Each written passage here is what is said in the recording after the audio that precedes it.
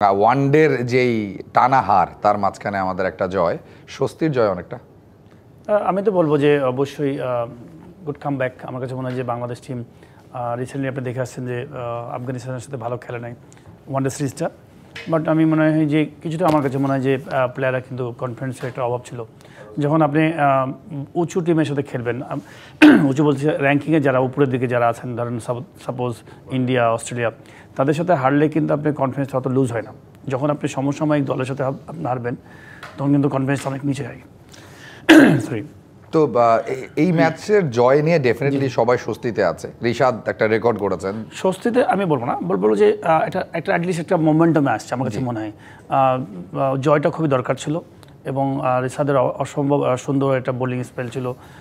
সব কিছু মিলে আমার মনে হয় যে জয়টা যে ব্যাকফুটে ছিল বাংলাদেশ টিম, আমার মনে হয় যে সেইখান থেকে কিছুটা হলেও আমার মনে হয় বেরিয়ে আসছে। আমার কাছে মনে হয় পরবর্তী ম্যাচগুলো হয়তো বাংলাদেশ টিম আরও বেশি ভালো খেলবে।